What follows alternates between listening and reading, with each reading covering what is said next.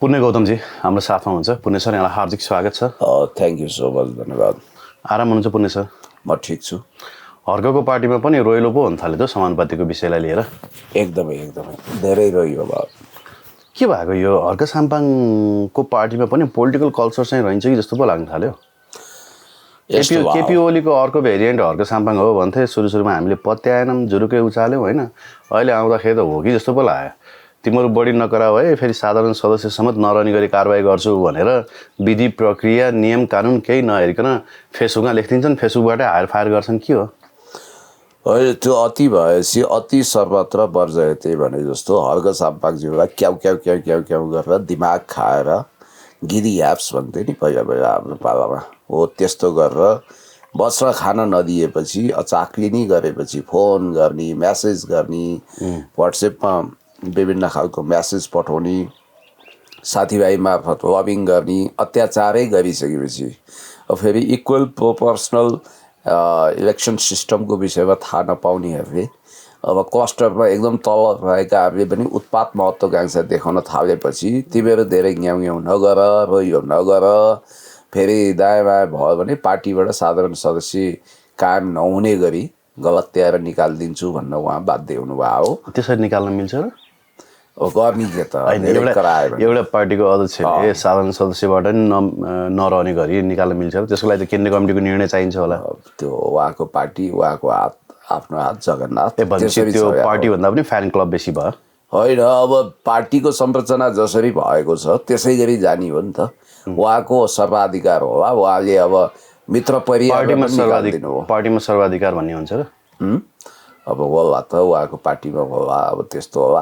अनि अर्को अब तावाबाट उम्केको माछो भुङ्ग्रोमा भने जस्तो डाक्टर मित्र परियारले चाहिँ समानुपातिक सिटमा पाउँछु भनेर माओवादी अर्थात् नेपाली कम्युनिस्ट पार्टीमा हनुमान जम्प लगाउनुभयो। भएछ के भने दलित एकजना मात्रै छेर्नी भएछ।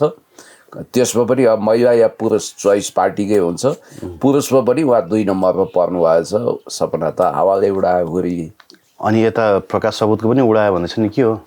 प्रकाश सपुतलाई त नजाँदै फाइदा छ। कन्सर्ट सन्सर्ट यताउता, फेरि अब सत्तारूढ पार्टीको मान्छे, उनीहरूको फ्यानहरू बढी हुन्छन्। उनीलाई त जता जता भए पनि दुवै हातमा लड्डु भयो। यस्तो हो क्या, संसारको सबभन्दा दुखी आत्मा त्यो हो जो आफू सक्सेस भएको फिल्ड छोडेर अब डाल डालमा विभिन्न हाँगामा चरी कुदे चाहिँ गर्छ। जस्तो मैले अहिलेको सर्वाधिक दुखी आत्मा ऋषि धमलालाई देखेँ हो। किनभने पत्रकारिता फर्काएन ऋषि त?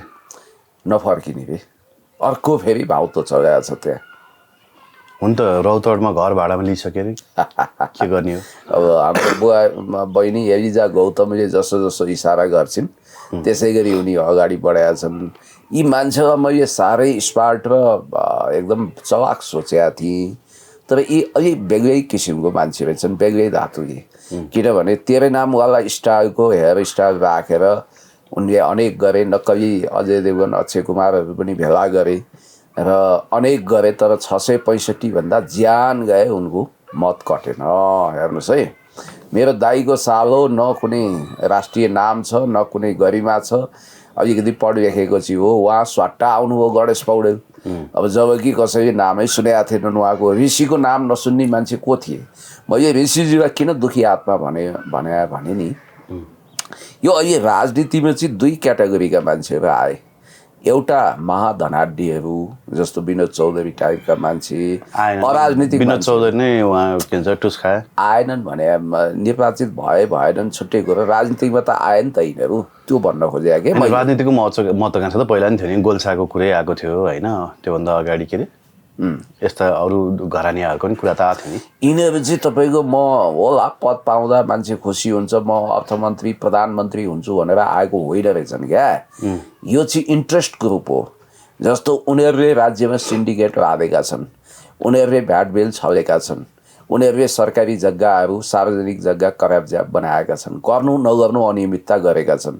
त्यसको लागि अरूलाई उनीहरूले भरोसा गर्दैनन् र उनीहरू आफै पनि करोडौँको बिटो बुझाएर, अरबौँको बिटो बुझाएर सांसद बन्नै पर्ने बाध्यता के रहेछ भने नीति निर्माण तहमा हस्तक्षेप गर्न आउने रहेछन् उनीहरू।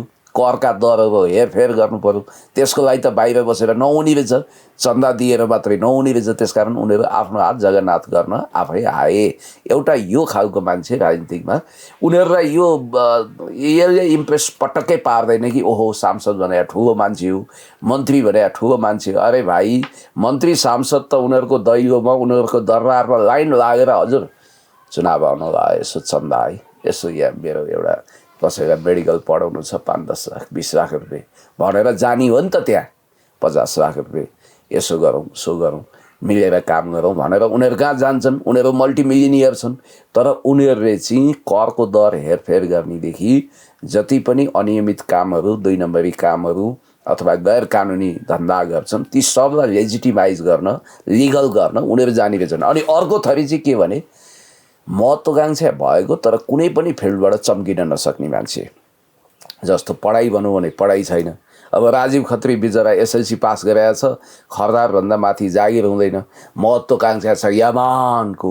एसएलसी मात्रै पास हो र? एसएलसी मात्रै, मैले हेरिसकेँ त्यो। पढे लेखा होला नि? होइन त्यस्तो बोल्ने अनि उहाँ ट्याउ ट्याउ गर्छन् न्युज 24मा। ट्याउ त उनीभन्दा बढी त अरू नै गर्ला नि त। जस्तो केपी शर्मा ओलीज्यू नै कति विद्वान जस्तो हुनुहुन्छ, यद्यपि उहाँ पढ्नु भएको छ, अनौपचारिक ज्ञान लिनुभएको छ, तर यिनको शैक्षिक योग्यता +2 सम्म पढेको भने रहेछ। त्यो भनेको चाहिँ उही रवि सोसर एसएलसी पास गरेको। एसएलसी पास गरेपछि हरेक नेपाली एकचोटि कलेज त जान्छ, गएपछि 2 सेमेस्टर त उसले पढ्छ होइन, 11 र 12 पढ्छ, त्यतिसम्म पढाएका रहेछन्। सबैको प्रायः त्यही रहेछ राजसभाबाट आएको, केही अपवाद छोडेर। धेरै पिएचडी छन् रे, अनि इन्जिनियर त 14 जना कति इन्जिनियर भने होला, तर उनीहरूले बग्रेलती समानुपातिक र प्रत्यक्षमा बग्रेलती सांसद हुँदैछन् नि।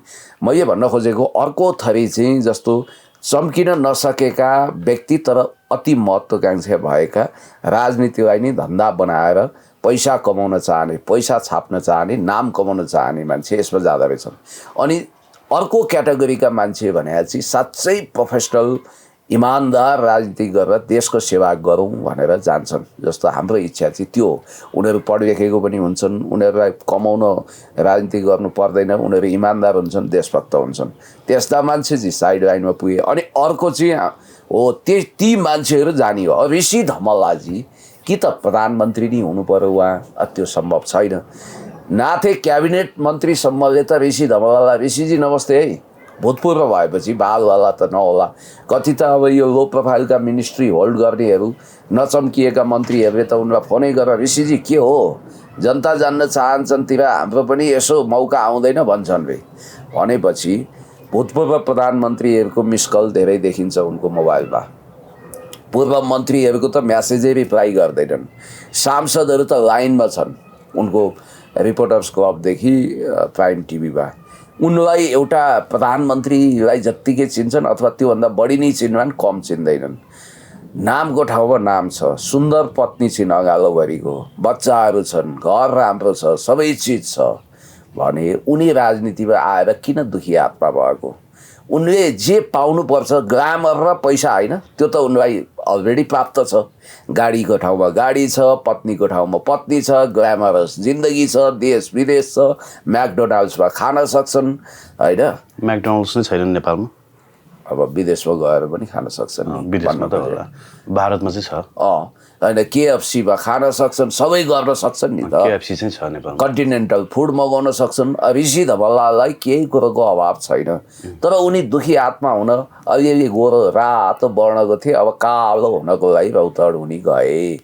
भन्नाले मलाई लागेको कुरा चाहिँ के भने, नेपालमा राजनीतिमा ठुलो विकृति आएको कारण यही हो कि right man in wrong place भयो भने त्यो पनि एकदम गलत हुन्छ। जस्तो सञ्चारकर्ममा जमेका मान्छेहरू जानै पर्दैन राजनीतिमा, वकालतमा जमेका मान्छेहरू वकिल भएर आफ्नो पेसामा रमाउने हो, पत्रकारितामा लाइमलाइटमा आएका मान्छेहरू पनि जानु पर्दैन। तर अब के गर्ने, नेपालको व्यथिति विकृति विसङ्गति यस्तै रहेछ। अब केही दिन पछाडि बालन शाहले प्रधानमन्त्रीको रूपमा शपथ लिँदैछन्। अब त्योभन्दा अगाडि कुनै त्यस्तो दुर्घटना भएन भने भनौँ न, अब नेपाल हो के हुन्छ त भन्न सकिँदैन, तर केही नहोस्, हामीलाई त्यो शुभकामना दिउँ होइन। 2/3 जनमत हुँदा केपी शर्मा ओलीले नेपालको चुच्चे नक्सा कागजमा ल्याए। अब 2/3 जनमत भए पछाडि बालेन्द्र शाहले लिपुलेक, लिम्पियाधुरा र कालापानी अब भौगोलिक हिसाबले नै त्यो माटो नै फिर्ता ल्याउँछन् भन्दैछन् कि अहिले यसको लागि उनीहरूलाई 2/3 पनि चाहिँदैन। अहिले हामीले 2/3 रटान लगाइरहेको छौँ। तर मैले मसिनोसँग बुझ्दा उनीहरूसँग कुराकानी गर्दा उनीहरूका कतिपय मान्छेसँग मैले इन्टरभ्यू दिएको हेरेपछि मलाई प्रतिक्रिया व्यक्त गर्छन्। उनीहरूलाई 2/3 चाहिँ नहोस् भन्ने रहेछ कि सर। तपाईँले कालापानीले पहिले ब्यादुराको कुरा गर्नुभयो, चुच्चे नक्साको कुरा गर्नुभयो। अब बालेन शाहले पदभार ग्रहण गरेपछि उनको अफिसमा चुच्चे नक्सायुक्त नेपालको झन्डा रहन्छ कि चुच्चे नक्सा मात्रै, अब ग्रेटर नेपालको नक्सा रहन्छ अरे। उनी मेयरको कार्यकक्षमा त ग्रेटर नेपालको नक्सा राख्ने अनि चुच्चे नक्सा मात्रै राख्ला नि त उनले। हो, त्यही भुल भइया हो क्या। यहाँनिर के छ भने असम्भव राम राज्यको सपना देखाएर सम्भव कुराहरूबाट जनताको ध्यान हटाउने। चुच्चे नक्सा राख्दा उता रिसाउँछ। अब यो ग्रेटर नेपालको कुरा चाहिँ त्यसलाई व्यावहारिक कार्यान्वयनमा लान सक्ने कि राष्ट्रिय अन्तर्राष्ट्रिय सामर्थ्य हुनु पर्यो। ट्रु नेसनलिस्ट भएर सच्चा राष्ट्रवादी भएर यो कुरा उठाउँदा जायज हो, किनभने हामीले पनि वाह क्या बात भन्छौँ। तर यो भित्र लुकेको ठुलो कन्स्पिरेसी थ्योरीलाई ख्याल गर्ने हो भने, षड्यन्त्रको सिद्धान्तलाई ख्याल गर्ने हो भने, ल कल्पना गर्नुहोस् 1816 सुगौली सन्धि मार्फत गुमेको भूभाग नेपालले प्राप्त गर्यो। 1816 नेपालले जुन भूभागहरू टेरिटोरीहरू गुमायो, पूर्वमा टिस्टा, पश्चिममा काँगडा, उत्तराखण्ड, उत्तर प्रदेश, बिहारमा रहेका अधिकांश भूभागहरू, धेरै भूभागहरू नेपालमा गाभिन्छ र ग्रेटर नेपालको जनसङ्ख्या टेन्टेटिभ कल्पना गर्दाखेरि 7 करोड हुन्छ।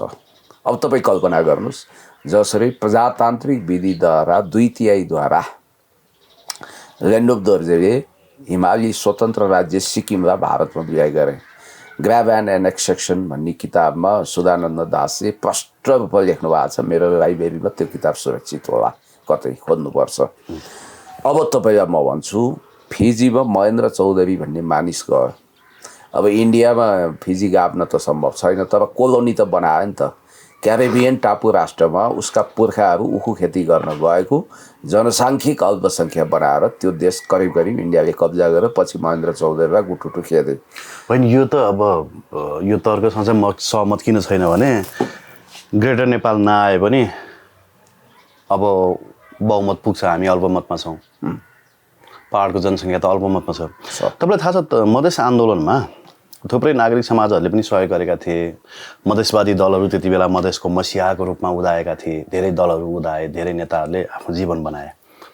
आज सिङ्गो मधेसले बालेन शाहलाई विश्वास गरेको छ। मधेस आन्दोलनको मागमा चाहिँ बालेन शाहको के भूमिका रहला सर? मलाई लाग्छ उनी आफूलाई, जस्तो मधेसले असोज 3 कालो दिन भनेर यो संविधान जलाएको हो नि, याद छ? सुन्नुहोस् है, मेरो कुरा एकदम इम्पोर्टेन्ट छ। असोज 3 कालो दिन भनेर 2072 को संविधानलाई मधेसवादी दलहरूले एक्नोलेज गरेका छैनन्। मधेसलाई यसले न्याय दिँदैन भनेर उनीहरूले यसलाई स्वीकार गरेका छैनन्। त्यति बेला विद्रोह पनि भयो, नेपालमा ब्लकेड पनि भयो, होइन? अब बालेन शाह मधेसकै छोरो भनेर उदाएका छन्, मधेसकै छोरा भनेर उदाएका छन्।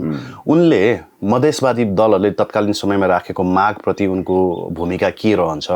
2072 को संविधानप्रति जुन मधेसका जनताहरूको रिजर्भेसन थियो त्यसप्रति उनको के भूमिका रहन्छ सर? म पनि यसै भन्न सक्दिनँ। यो कुरा चाहिँ गाठी कुरा हो, किनभने बालेन शाहले हनीमुन पिरियडमा लिएका नीतिहरूबाट उनको मार्गदर्शन स्पष्ट हुन्छ। बालेन शाहले मधेसको माग स्वीकार गरेनन् भने उनले मधेसलाई धोका दिएको भयो, हुन्छ कि हुँदैन? मधेसका जनताले आज सबैजनाले चाहिँ त्यहाँको स्थानीय क्यान्डिडेट हेरेर दिएको होइन नि, बालेन शाहको अनुहार हेरेर दिएको नि। भनेपछि एक थान मधेसको छोरा प्रधानमन्त्री हुनु मात्रै मधेसको माग सम्बोधन हुनु हो त? होइन, उनीहरू त कतिपय के पनि रहेछ भने बालेनले प्राइम मिनिस्टरसिप अर्थात् प्रधानमन्त्रीत्व ग्रहण गरे पनि उनीहरूलाई काफी हुने रहेछ। कति मान्छे त्यस्ता रहेछन्, किनभने नेपालको हिस्ट्री सिटरको वा सिंहदरबारको भित्तामा, बालघटारको भित्तामा एक फोटो, एक मधेसी दारीवाल मधेसी छोरोको टाँगिने छ भन्ने कुरो पनि उनीहरूको बहुत सन्तुष्टिको कुरा रहेछ। किनभने अटेम्प त उपेन्द्र यादवले पनि गरे, राजेन्द्र महतोले पनि गरे, राष्ट्रपतिसम्म रामवरण यादव हुनुभयो। अब राष्ट्रपति भए पनि रामवरणको रेसियल सोच थिएन, उनको दिमागमा कतै केही मधेसभन्दा पनि थिएन। उनी मात्र गिरिजाबाबु र बिपी सम्झिन्थे, उनी पोलिटिकल मान्छे थिए। अब यहाँ तपाईँले हिन्दीमा शपथ खाएको कसले हो त? त्यो त परमानन्द झाले हो। रामवरण त्यस्तो होइन। रामवरण त बिपीले विश्वास गरेको डक्टर हो, गिरिजाले विश्वास गरेको विश्वासपात्र हो। उनले अहिलेसम्म कुनै पनि स्टेटमेन्ट रेसियल ढङ्गले दिएका छैनन्। उनी पोलिटिकल मान्छे हुन्, खास गरी विमलेन्द्र निधिको बुवा महेन्द्र नारायण निधि र उनी।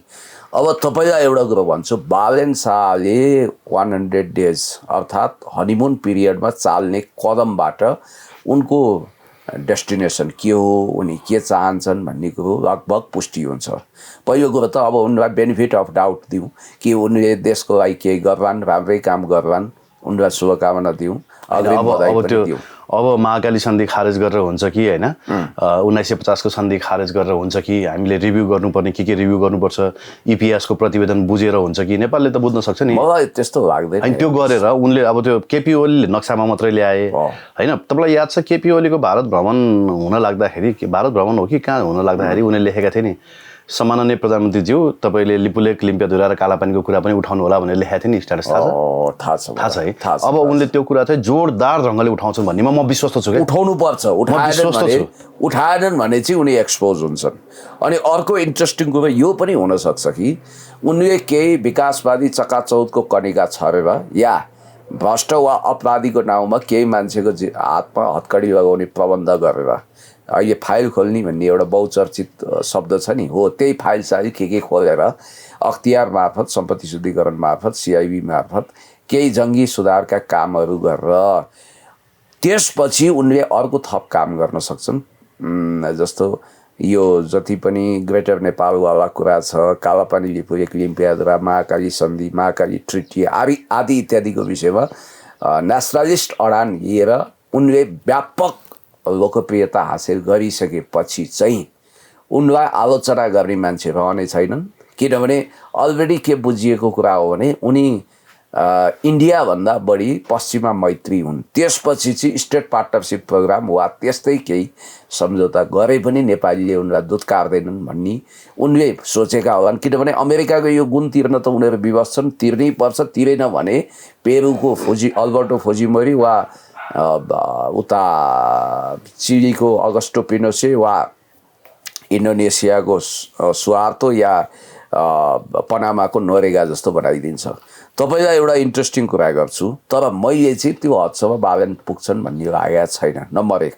नम्बर 2, यो ग्रेटर नेपालको प्रोजेक्ट चाहिँ मलाई पहिल्यैदेखि किन खतरनाक लागेको हो भने नि, तपाईँलाई आज म हृदय खोलेर भन्छु, ट्रु नेसनलिस्ट हिसाबले हाम्रो डिप्लोमेटिक पहल पुग्दाखेरि, हाम्रो सामर्थ्य पुग्दाखेरि, हामीले लडाइँ नै गरेर लिन सक्ने अवस्था हुँदाखेरि चाहिँ पूर्वमा टिस्टा पश्चिममा काँगडाको त्यो भूभाग आउँदा वाओ आहा योभन्दा इतिहासको महान कुरा के हुन्छ भन्ने हामीलाई लाग्छ। तपाईँलाई एउटा इन्ट्रेस्टिङ कुरा गरौँ, इतिहासमा राणाहरूले देशप्रति गरेको भयङ्कर ठुलो गद्दारीमध्ये एउटा घटनालाई इतिहासकारहरू हमेसा सम्झिरहनुहुन्छ, डाक्टर त्रिरत्न मानन्दरदेखि अरू धेरै इतिहासकारहरू।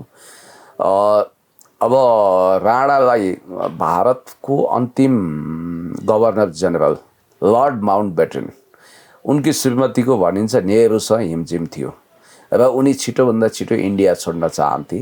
भारतमा सन् 1947मा डेमोक्रेसी आइसकेका थियो, गान्धीहरूले अङ्ग्रेजलाई बेलायततिरै धपाइसकेका थिए र आफ्नो चार्ज बुझाएर जाने बेलामा उनीले एउटा काम गर्न सक्ने रहेछन् क्या, जस्तो अङ्ग्रेज कालमा भएका सन्धि सम्झौता स्वतः खारेज गर्न सक्ने रहेछन्। त्यतिखेर 1800 उनलाई के लागेछ भने पाकिस्तान टुक्राइदिने, अनि त्यसपछि भारतबाट पाकिस्तान पार्टिसन गरेपछि इन्डिया कमजोर हो। इन्डिया त उनीहरूको इनिमी कन्ट्री जस्तो हो नि त, शत्रु राष्ट्र जस्तो हो र इन्डिया पाकिस्तान टुक्राइदिने, त्यसपछि पाक बनाइदिने, पाकिस्तान बनाइदिने। त्यसको लागि मोहम्मद अली जिन्नालाई उनीहरूले तयार गरेर विद्रोह सुरु गराइहाले, हतियार र पैसा दिइहाले र इन्डिया अन्ततः टुक्रियो। त्यही मेसोमा चाहिँ सम्भवतः बबर शमशेरलाई बोलाएर, श्रीतिन महाराज मोहन शमशेरको भाइ खलक बबर शमशेर शिक्षाविद पनि थिए, त्यतिखेर सम्भवतः उनी शिक्षा मन्त्री थिए। मृगेन्द्र शमशेर र बबर शमशेरलाई इन्डियामा बोलाएर तिमीहरू बुद्धिमान छौ, एउटा काम गर, हामी चाहिँ तिमीहरूलाई श्रीतिन महाराज मोहनलाई सहमत गरौँ, हामी सुगौली सन्धिबाट तिमीहरूको जुन जुन भूभाग भेटिएको छ सहर्ष हामी फिर्ता गर्न तयार छौँ। त्यतिखेर सक्ने रहेछ। सुन्नुहोस्, त्यो प्रस्ताव राख्दा यिनीहरूले के भने थाहा छ, प्रभु सकिँदैन, नेहरूसँग सकिँदैन, भोलि लडाइँ गर्छ, तपाईँहरू हुनुहुन्न, हामी तपाईँहरूका वफादार हौँ, हामीलाई त कचक्कै खाइदिइहाल्छ, हाम्रो शासनै गुम्छ भनेर थरथर काम्रेछन्। त्यस्तो क्रूर राणाहरूले सरेन्डर गरे। त्यतिखेर हिम्मत गरेको भए 1816मा गुमेको सन्धि नेपालमा आउँथ्यो। 1950 को ट्रिटीमा एउटा कुरा छ, 1950 लगायतका सम्पूर्ण सम्झौता सन्धि सम्झौता खारेज होस् भन्ने। अब यहाँभित्रको अन्तर्य के रहेछ भन्ने कुरो चाहिँ बुद्धिनारायण श्रेष्ठहरूलाई थाहा छ। 1950 को ट्रिटी त्यो लगायत सम्पूर्ण ट्रिटी खारेज हुँदा चाहिँ सम्पूर्ण भन्ने भाषा छ नि, 1950 लगायत सम्पूर्ण, यो आफैमा दुष्टतापूर्ण आर्टिकल रहेछ, धारा रहेछ। 1950 लगायत भन्नाले इतिहासमा नेपालले यस्ता सन्धि सम्झौता गरेको छ कि जुन खारेज हुँदाखेरि, याद गर्नुहोस् है, जुन खारेज हुँदा नेपाललाई नै घाटा लाग्ने रहेछ। जस्तो 1950 लगायतका सन्धि सम्झौता खारेज हुने बित्तिकै सम्पूर्ण सन्धि सम्झौता खारेज भन्नाले हामीले व्यापार पारावहनको कुरा मात्रै होइन, नेपाललाई महत्त्वपूर्ण हित हुने कुरा पनि खारेज हुने रहेछ क्या त्यहाँ। यस्ता कुराहरू कन्स्पिरेसी थ्योरीमा हुन्छ र अब त्यो राणाको कुरा छोडिदिउँ, राणाले गरेका भुलचुकहरू हो त्यो सच्याउने हो भने ट्रु नेसनलिस्ट ढङ्गले गएर अमेरिकी लाइब्रेरी अफ कङ्ग्रेसमा रहेको नेपालको नक्सा, ब्रिटिस लाइब्रेरीमा रहेको नक्सा, प्राचीन नक्साहरू उत्खनन गरेर 1816 अगाडि हामी पुगेर फेरि हामीले भुल संशोधन गरेर नेपालको भूभाग फिर्ता लिनुपर्छ। अब मान्नुहोस् एकछिनको लागि इन्डिया सर्वकै तयार हो भने हाम्रो ग्रेटर नेपालको जनसङ्ख्या त 7 करोड हुन्छ होइन। उत्तराखण्ड, उत्तर प्रदेश, धेरै भूभागहरू पूर्वमा टिस्टा, पश्चिममा काँगडाको मैले रोकिल कतिले यही तर्क दिएको देखेँ, 7 देखि 8 करोड टोटल जनसङ्ख्या हुन्छ, त्यसमा हाम्रो 3 करोड हुँदाखेरि हामी टोटल अल्पमतमा पर्छौँ भन्ने सोचेर गरे। मधेस आन्दोलनको एउटा माग के थियो थाहा छ तपाईँलाई? भन्नु न। मधेस आन्दोलनको एउटा माग चाहिँ के थियो भने जनसङ्ख्याको हिसाबले निर्वाचन क्षेत्र। त्यो त हो नि त, उनीहरूले त्यो हो नि। आज जनसङ्ख्या धेरै कहाँ छ? मधेसमा छ 8वटा मात्रै प्रदेशमा 32वटा चाहिँ कन्स्टिट्युन्सी छ, हो सिट छ। त्यहाँ अझै पपुलेसनको आधारमा दिने हो भने त्यो 32लाई पनि मल्टिप्लाई गरेर 2 गर्नुपर्छ, 64 सिट त्यहीँ हुन्छ। अरू क्षेत्रमा पनि तपाईँको त्यही हिसाबले पपुलेसन छ, हो। एस जयशङ्कर अहिलेको भारतीय विदेश मन्त्री, त्यति बेला भारतीय विदेश सचिव थिए। उनी बालकोटमा गएर धरना कसे नेपालको संविधान 2072 जारी हुँदै गर्दाखेरि। त्यति बेला उनले दिएका सुझावमध्ये टप सुझाव यही थियो, पपुलेसनको आधारमा कन्स्टिट्युएन्सी डिटरमाइन। हेर्नुहोस् तपाईँ नबताए भारतीय मिडियाहरूमा आज पनि छ। भनेपछि उनीहरूले त्यति बेलादेखि फोर्स किन गरेको भनेपछि उनीहरूको मेजोरिटी त्यहाँ हुने भएको कारणले गर्दाखेरि उनीहरूले त्यो मेजोरिटी आफ्नो त्यहाँनिर चाहिँ आफ्नो कन्स्टिट्युएन्सी त्यहाँ बढे पछाडि त पहाडी इलाकाका सांसदहरूभन्दा मधेसी इलाकाका सांसदहरू बेसी हुने भए, हो। अब यदि यो मधेस आन्दोलनको मागमा बालेन शाह प्रतिबद्ध छन् अथवा उनले मधेसको जनतालाई खुसी पार्नु छ भने त यो कुरा त उनले इग्नोर गर्न मिल्दैन। उनले यो गर्नेछन्, उनले यो माग सम्बोधन गर्नेछन्। जनसङ्ख्याको आधारमा चाहिँ अब हामी यसलाई हेरफेर गरौँ भन्छन्, जनताले थाहा पाउँदैनन्। त्यस पछाडि के हुनेछ हेर्नुहोस् त, कहाँको सांसदको सङ्ख्या बेसी हो। तपाईँले भन्नुभयो नि ग्रेटर नेपाल पर्दैन कि सर, अब इनसाइड नेपाल नै त्यो खेल खेलिन्छ कि। त्यो त यो कन्स्पिरेसी थ्योरीको विषयमा म वेल अन्डरस्टुड उहिलेदेखि छु। सिके राउत र महन्त ठाकुरहरू एउटा भरुड पंक्षी जस्तै हो क्या, टाउको 2टा, पेट एउटै हो क्या यिनीहरूको। त्यो खानी 2टा मुख छ, पुग्ने पेट एउटै हो भने जस्तो यिनीहरूको लक्ष्य एउटै हो। सिके राउत चाहिँ के भन्छन् भने मधेस छुट्टै देश हो, त्यसलाई स्वायत्तता दिएर मात्रै पुग्दैन, मध्य देश हो, त्यो टुक्राएर छुट्टै देश बनाउनुपर्छ भनेर उनले unrepresentative nations and peoples organisation युएनपिओमा मधेस भन्ने देश पनि दर्ता गरे। त्यही युएनपिओमा दर्ता भएको बस्निया हर्जगोभिना, कोसोभोले छुट्टै राष्ट्रको मान्यता पाए र 1-2वटा अरू राष्ट्रहरू पनि त्यहाँ दर्ज हुन तयार भएका छन्। भन्नाले छुट्टै राष्ट्रिय गान, छुट्टै भूगोल, छुट्टै इतिहासको नक्कली दस्तावेज खडा गरेर सिके राउतले जसरी मधेस टुक्राउनको लागि जनमत भन्ने पार्टी बनायो। जनमत भने जनमत सङ्ग्रह गराएर टुङ्ग्याउने भने हो। जनमत सङ्ग्रह भनेको मधेसको जनता चाहिँ नेपाल भन्ने उपनिवेशको शासित भएर बस्न चाहँदैनन्, उनीहरू छुट्टै राष्ट्र हो भनेर बफर स्टेट बनाउन, अझ भारतभन्दा पनि पश्चिमा ग्रान्ड डिजाइन अन्तर्गत यो गोटी चाहिएको। भारतभन्दा पनि पश्चिमालाई बफर स्टेटको जरुरी छ। नेपाल र भारतको बिचमा एउटा नक्सा तपाईँले जयकृष्ण गोयतको नाम सुन्नुभएको छ मलाई थाहा छ जयकृष्ण गोयत अध्यक्ष केन्द्रीय समिति फ्री ल्यान्ड लिबरेसन फ्रन्ट होइन उनीहरूले जारी गरेको यो नक्सा हेर्नुहोस् है अहिले हो जयकिशन गोहित त खतरनाक हो यो यिनीहरूले चाहिँ अब अहिले त्यहाँ हेर्नुहोस् दुईटा एउटा नेपाल भन्ने देश छुट्टै अर्को फ्री ल्यान्ड भनेर मधेससहित कोशी प्रदेशको समेत नक्सा जोडेर यसरी नक्सा चाहिँ आफ्नो सामाजिक सञ्जालमा हालेका छन् अहिले पछिल्लो समय भनेपछि बालन शाह आउनु उनीहरूको लागि कम्फर्ट जोन हुनु हो भन्ने हिसाबले हेरेका छन् कि तपाईँले अघि भन्नुभयो नि त्यो इतिहास चाहिँ बारम्बार हामीले सम्झिनु जरुरी छ ग्रेटर नेपालको कुरा हामीले टुङ्गाइदिउँ किनभने 7 करोड जनसङ्ख्यामा भोलि ल्यान्ड अफ दर्जेली जस्तै संसदमा 2/3 वा प्रचण्ड बहुमत ल्याएर त्यसको आधारमा नेपाल भन्ने देश भारतमा गाभ्ने या मधेस टुक्राउने आदि इत्यादि विभिन्न खेलबेल उनीहरूले गर्न सक्छन् एउटा कुरा दोस्रो रेफरेन्डम जनमत सङ्ग्रह पहिला आन्दोलन गर्ने त्यसपछि सरकारलाई दबाब दिएर जनमत सङ्ग्रह गराएर नेपालबाट मधेस अलग हुने कि अथवा नेपालको अस्तित्व नेपालकै रूपमा कायम गर्ने कि अखण्ड भारतको अस्तित्व अन्तर्गतै महाभारत सभ्यताको एउटा टेरिटोरी यसलाई बनाउने या बफर स्टेट बनाउने भनेर उनीहरूले नेपाललाई टुक्राउने त्यो खालको खेलबेल गर्न सक्छन् अब त्यो पनि परेन तपाईँले भन्नुभयो नि ग्रेटर नेपालको अब यहाँनिरको डेन्जर कुरा चाहिँ के हो भने तपाईँले अहिले कस्तो राम्रो कुरा गर्नु मलाई सम्झना छ यही सबभन्दा ठुलो कुरो हो राज्य पुनर्संरचना गर्दा बालानन्दजी अहिले मन्त्री हुनुहुन्छ बालानन्द पौडेल भन्ने हुनुहुन्थ्यो अहिले बालानन्द शर्मा हो बालानन्द पौडेल लगायतका महानुभावसँग मैले पनि भेटेका थिएँ हामीले त्यतिखेर 33 दलीय आन्दोलन गर्दाखेरि हामीले एउटा कुरा भनेका थियौँ जनसङ्ख्या मात्रै होइन भूगोलको आधारमा पनि निर्वाचन क्षेत्र तय गर्नु पर्यो जस्तो डोल्पा एउटा निर्वाचन क्षेत्र हो जनसङ्ख्या छैन तर डोल्पा कति ठुलो छ हेर्नु त अनि त्यहाँ चाहिँ 2-3वटा निर्वाचन क्षेत्र हुनुपर्ने उसको अधिकारमा किन लुटेको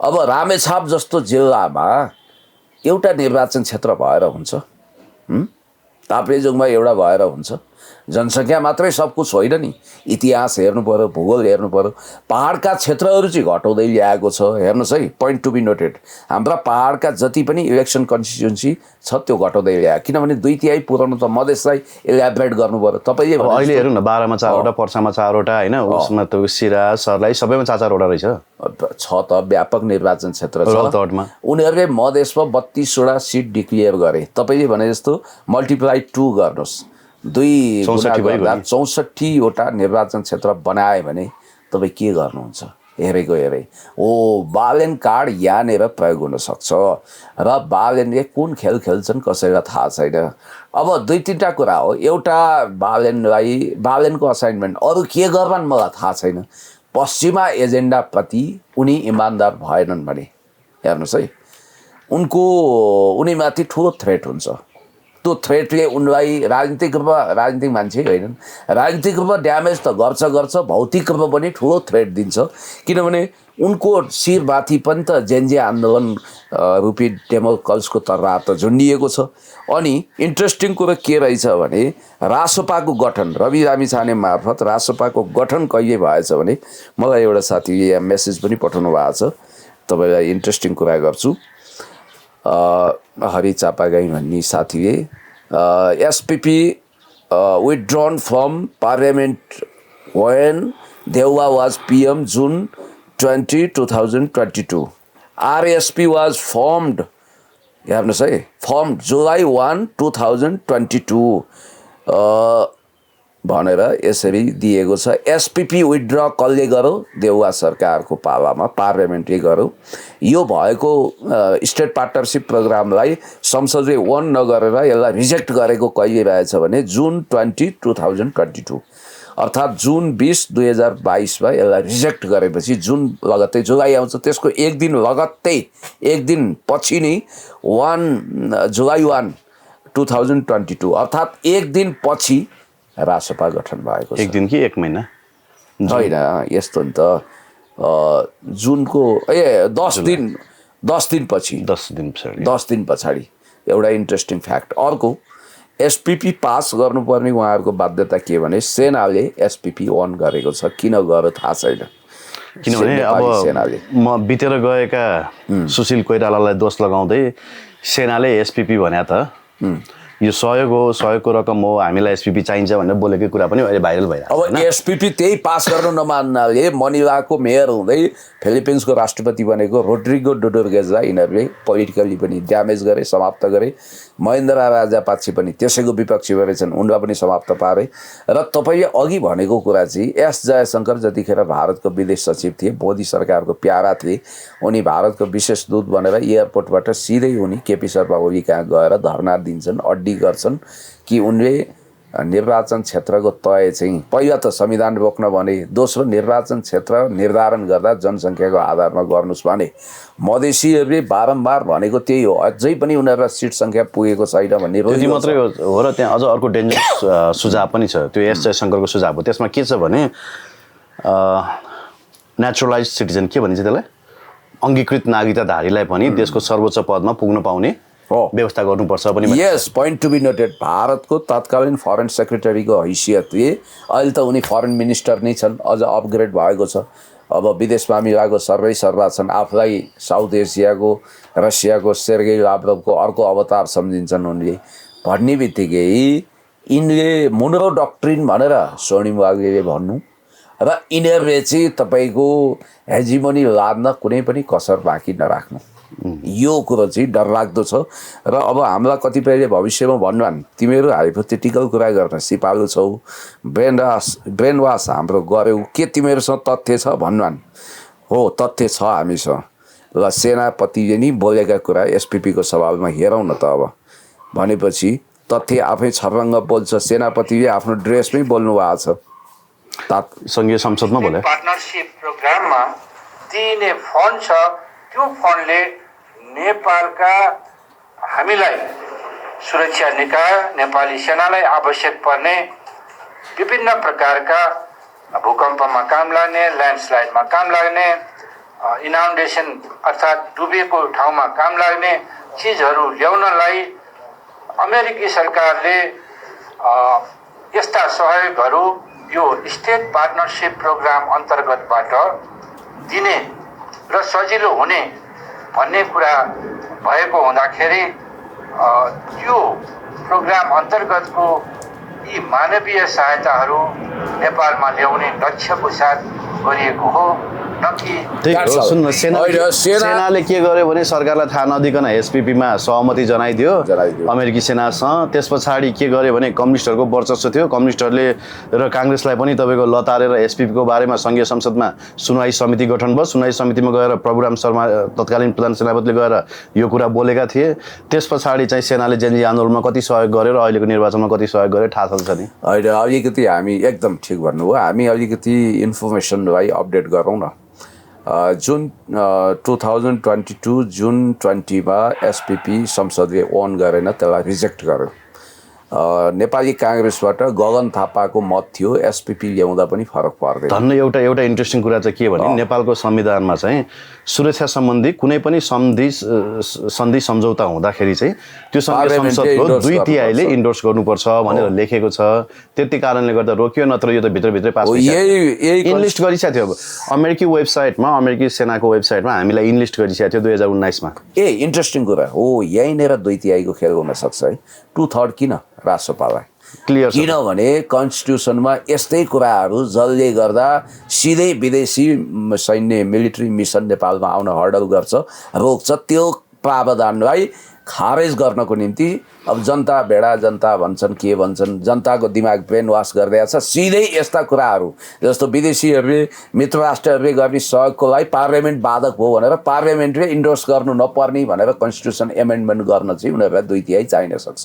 नम्बर 1, त्यसो गरेपछि क्याबिनेटले सिधै पास गर्न सक्ने भयो, पार्लियामेन्ट चाहिएन। पार्लियामेन्टमा पनि दुवै सदन अझ चाहिएन, राष्ट्रपतिको लालमोहर पनि चाहिएन उनीहरूलाई। अनि सुनकोशी मरिन डाइभर्सन बनिसकेको छ, अनि कोशी हाइड्याम नभइकन त पानी जाँदैन। अब कोशी हाइड्याम नबनाइकन पानी नजाने रहेछ नि त, त्योबाट जाँदैन। हो, अब यहाँ हामीलाई कति अप्ठ्यारो छ। भारतलाई कोशी हाइड्याम चाहियो, यिनीहरूलाई एसपीपी चाहियो। अब त्यस्तो अवस्था छ। भारतले त रिभर लिङ्किङ प्रोजेक्टलाई नेपालका सबै नदी नालाहरूबाट बग्ने प्योर ड्रिङ्किङ वाटर उता सप्लाई हुने गरी त्यो प्रबन्ध गर्दैछ। सबै नदी जडान योजना ल्याएको छ। यो विषयमा हामीले धेरै अगाडिदेखि बोलिरहेका छौँ। अनि अर्को चाहिँ फ्याक्चुअल कुरा चाहिँ म तपाईँलाई भन्छु, जब तपाईँले एउटा याद गर्नु होला 2022मा जुन 20मा संसदले ओन गरेन, गगनजीहरूको फरक मात्र रह्यो। तर गगनजी पनि सबै बुदा स्वीकारेको भए अहिले सांसद चुनिन्थे। पछि उनले फरक मत राखेछन् बुझेपछि, त्यतिखेर चाहिँ हत्या हाले। तपाईँलाई म भन्छु कि त्यतिखेर देउवाला प्रो वेस्टर्न भनिन्थ्यो। उनको बिहा पनि जोइया चाङ ब्लकले गराएको, चिनिया मुर्की अमेरिकी राजदूत भन्नाले देउबा पनि बुढेसकालमा पुगेपछि यत्तिको घातक सम्झौता गर्नु हुँदैन। एसपीपी गरेपछि देशको सार्वभौम सत्ता र स्वाधीनता बन्धकमा जान्छ र देशमा विदेशी फौज आउँछन् भनेर केपी शर्मा ओलीज्यूसँगै मिलेर यसलाई संसदले होत्याइदियो, यसलाई पास गरेन। त्योभन्दा 10 दिन अगाडि शेरबहादुर देउबा दम्पतिलाई भारतीय अमेरिकी राजदूतले र युरोपियन युनियनको राजदूतले 4 चोटि भेटाएर छन् 1 हप्ताभित्र। सुन्नुहोस्, यसैको लागि दबाब दिन र अमेरिकी दक्षिण एसियाली मामिला हेर्ने अमेरिकी तत्कालीन सहायक विदेश मन्त्रीको पनि नेपालमा भिजिट भएको छ त्यतिखेर एसपीपी पास गर्ने दबाब दिनको लागि। तर त्यसको बावजुद पनि उनीहरूले नमानेको हुनाले केपी शर्मा ओलीज्यूको अहिले के हालत भयो तपाईँले देखिरहनु भएको छ। शेरबहादुर देउवाजीको के हालत भयो, सबै कुरा गुमाएर अब जेल जान ठिक्क पर्ने अवस्था भएको छ। अनि इन्ट्रेस्टिङ चाहिँ के रहेछ भने गगनले किन चुनाव हारे। तपाईँ हामीले आर्गुमेन्ट गर्दा आइदर अप्सनमा गगन छन्, किनभने अमरेशभन्दा त गगन नै शक्तिशाली व्यक्तिको रूपमा आउँदा उनीहरूलाई फाइदा हुन्छ। अमरेश त एउटा मामुली ट्रम्प कार्ड हुन सक्छन् भन्ने हामीले सोचेको। यसमा कुरो चाहिँ के रहेछ भने जति कम्फर्ट जोनमा रहेर बालेन शाहले लाई प्रयोग गर्न सकिन्छ र बालेन शाहको राजनीतिक चेतना र ल्याकत जुन तहमा छ त्योभन्दा 10 टाइम्स गगनको बढी छ। र गगनका केही भेटरान सल्लाहकारहरूले चाहिँ तपाईँको पोलिटिकल करियर ध्वस्त हुने मात्रै होइन, भू राजनीतिक भुमरीमा परेर भोलि चाइना वा भारत एग्रेसिभली आयो भने फिजिकली नै तपाईँलाई थ्रेट हुनसक्छ र तपाईँको पोलिटिकल डिजास्टर त हुन्छ। क्षणिक फाइदा होला, प्राइम मिनिस्टरसम्म हुनु होला, चुनाव पनि जित्नु होला, त्यसपछि तपाईँले धान्न सक्नुहुन्न भनेको हुनाले गगनले 4वटा आर्टिकल्स त्यसमा भएका प्रोटोकल्सहरू 4वटा प्रोटोकल्सलाई चाहिँ पास गर्न जस्ताको तस्तै नसकिने। अब त्यो जम्मै मलाई ड्राफ्टमा छैन अहिले। त्यसपछि स्पेसली अमेरिकी सेना अथवा विदेशी फौज, नाटोको फौज होस् या एसपीपीको फौज वा एमसीसी कार्यान्वयन गर्दाखेरि आउने फौज होस्, सिभिलियन होस्, जे होस्, तिनीहरूले चाहिँ नेपालको कन्स्टिट्युसनभन्दा पनि माथि रहेर काम गर्न सक्ने उनीहरूको जुन सर्वाधिकार सम्पन्न अवस्था छ त्यसलाई एमेन्डमेन्ट गरौँ भनेर छन्। तत्कालीन मुख्य सचिव लीलामणि पौडेलले त एमसीसी पास हुने बेलामै नेपालको कानुनभन्दा अब अमेरिकी कानुन नै सर्वोपरि हुन्छ भनेर भाषणै गर्नुभएको थियो। त्यसपछि तपाईँलाई एउटा कुरा इन्ट्रेस्टिङ थाहा छ, प्रत्येकचोटि लीलामणि पौडेललाई कुनै न कुनै नियुक्ति गर्न प्रचण्डले खोजे, विदेशीहरूको फोन आएर उनी खतरके परे। लीलामणि पौडेलले एउटा पनि नियुक्ति पाएनन्, जबकि उनी क्लिन इमेज बोकेका हक्की स्वभावका देशभक्त र कुनै समय अखिलको राजनीति गरेको क्याम्पसमा त्यस्तो व्यक्ति रहेछन्। अब देव गुरुङ पनि त अनि त्यही भएर हारे, भीम रावल गए। अहिले हेर्नु न, हेमराज थापा एमसीसीको विरोध गर्ने हो, देव गुरुङ हो, अनि तपाईँको के अरे भीम रावल। हेर्नुहोस् त, सबै सोलो लाग्यो नि। जो मान्छे राष्ट्रियताको अडान राख्छ, पश्चिमा नीतिको विरोधी छ, त्यसलाई त काहीँ ढिम्की नै दिएनन्। गगन थापाले एसपीपी हुबहु पास गर्छु भने भए गगन थापालाई सजिलैसँग जित दिलाउँथे। उनीहरूले तपाईँको काङ्ग्रेसको पनि सिट सङ्ख्या बढाइदिन्थे। यसरी 3 बजे 30%, 5 बजेभित्र 60% मतदान पनि हुँदैन थियो। 1 बजेसम्म त कति 18 कि 19% मात्रै पो भन्ने सुने त मैले। अझ 4 बजेर 10 मिनट जाँदाखेरि त्यही सरकारी सूचना आउँछ 70 लाख मतदान भयो भन्छ। अनि 5 बजेर 15 मिनट 10 हो कि 15 मिनट जाँदा त 1 करोड 13 लाख मतदान भइसक्यो सूचना दिन्छ। त्यति धेरै मतदान पनि हुँदैन थियो। गगन यदि पार्लियामेन्टमा छिर्थे र उनलाई कम्फर्ट जोनमा राखिन्थ्यो भने अब गगनले पनि एसपीपी जस्ताको तस्तै पास नगर्ने कुरो सोच्यो। अब म इन्ट्रेस्टिङ कुरो गर्छु डाक्टर सुरेन्द्र केसीको। अब यिनी पनि बोलिराख्छन्, आलोचकहरूलाई बाहिर राख्नु हुँदैन भन्ने मनोसभाका साथ अब डाक्टर सुरेन्द्र केसीलाई पनि कतै स्पेस दिने। शिक्षा मन्त्री बनाउने भनेको छैन, बनाउँदैन, समानुपातिक सूचीमा राख्ने भन्ने यिनीहरूको पहिला कमसेकम केही मान्छेको सोचाइ रहेछ। भरे उनीहरूको कोर टिम छ नि, त्यहाँ कोर टिममा छलफल हुँदा त मेरी बात चाहिँ एसपिपीको पनि विरोधी, एमसिसीको पनि विरोधी भोलि त गर्दन ताक्छ शक्ति केन्द्रले, न्याक्छ भनेर उहाँले सम्भवतः यो जुनी भएरी रासपाबाट चाहिँ कुनै पनि नियुक्ति पाउनुहुन्न।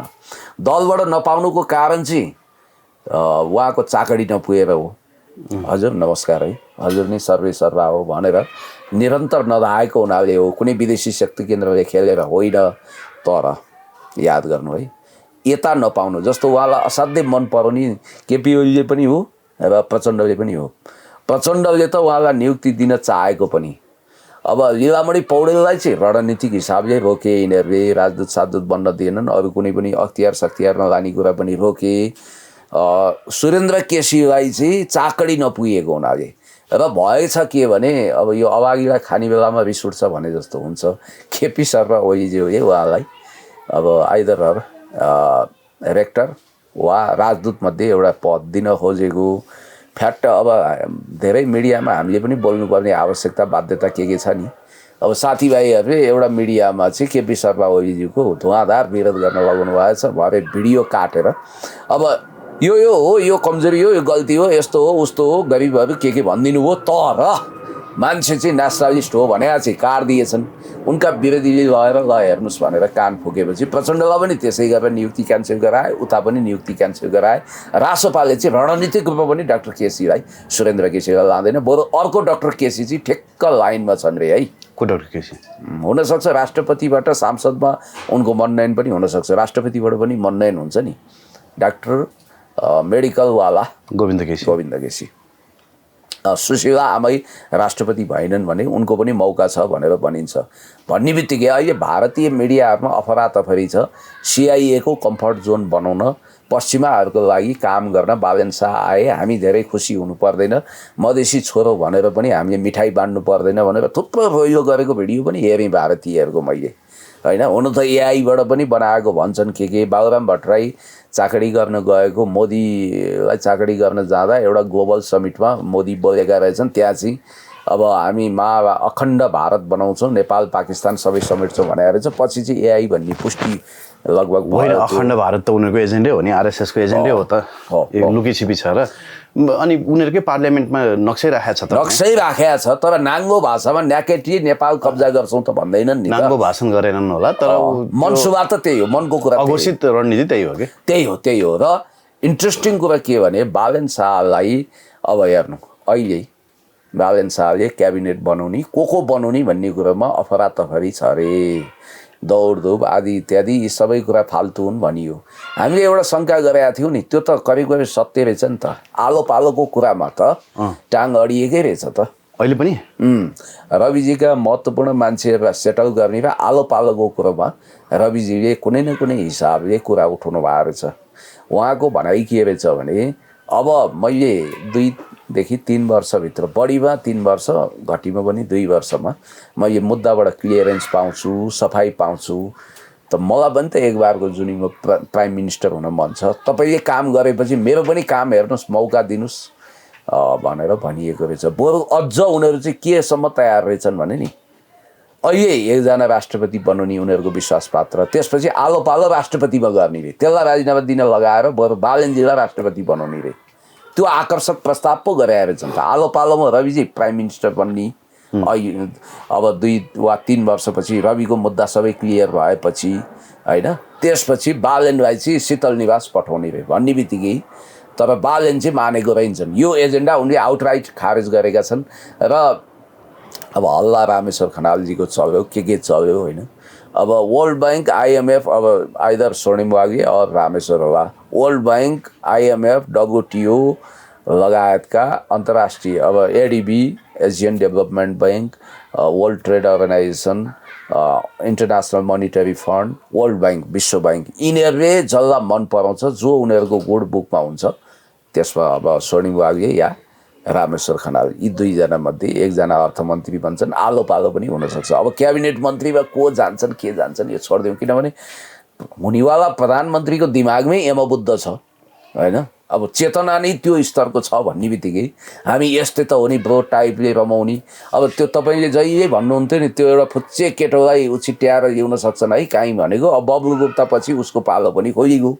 अब कस्ता कस्ता मान्छे मन्त्री हुन थाले, प्रधानमन्त्री त कस्ता कस्ता मान्छे हुन थाले भने यो त सहजै कुरा हो। अब मन्त्री को बन्ने, प्रधानमन्त्री त अब बालेन भन्ने तय नै भयो। यिनीहरूले आफ्नो विधान पनि स्ट्याचु पनि संशोधन गर्दैछन् क्यारे चाँडोभन्दा चाँडो आज भोलि नै।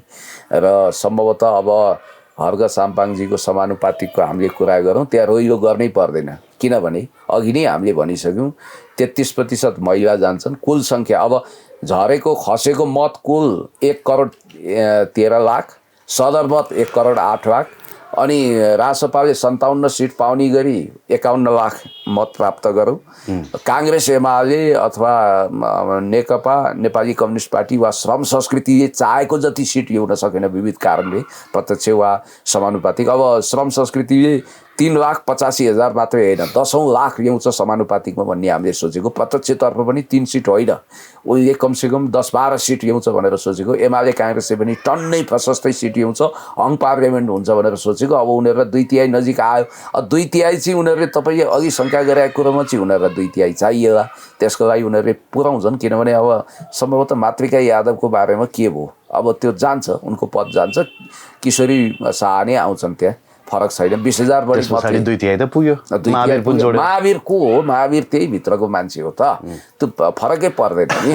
अनि त्यसपछि उनीहरूलाई 2/3 चाहिने भने चाहिँ भविष्यमा राष्ट्रमा धराप बनाउन सक्ने मिलिट्री मिसन लुकेको, इन्डो पेसिफिक स्ट्राटेजीको रणनीति लुकेको, हेर्दाखेरि सैन्य सहायता नदेखिने अमेरिकी परियोजनालाई संसद होइन क्याबिनेटले सहजै पास गर्नको निम्ति अमेरिका पश्चिमा वा भारतीय परियोजना सहजै पास गर्ने गरी संविधान संशोधन गर्नु छ भने उनीहरूलाई प्रत्यक्ष कार्यकारीमा जानु छैन। किनभने अब भोलि बालेन शाह रवि लामिछानेको लोकप्रियता हाई यही रूपमा कायम हुन्छ भन्ने छैन। त्यसमा पनि फेरि प्रत्यक्ष कार्यकारी राष्ट्रपतिमा गयो भने ओहो लहेर हामी राजावादीमा ठुलो धोका भयो, यिनीहरू त गणतन्त्रवादी भनेर ठुलो भोट ब्याङ्क स्याक्पै सुक्छ राजावादीहरूको। अब प्रत्यक्ष निर्वाचित उनीहरू जाने त्यही हो, गयो भने फेरि प्रत्यक्ष निर्वाचित प्रधानमन्त्रीमा उनीहरू जाँदैनन्, किनभने उनीहरू राष्ट्रपतीय प्रणालीमा छन्।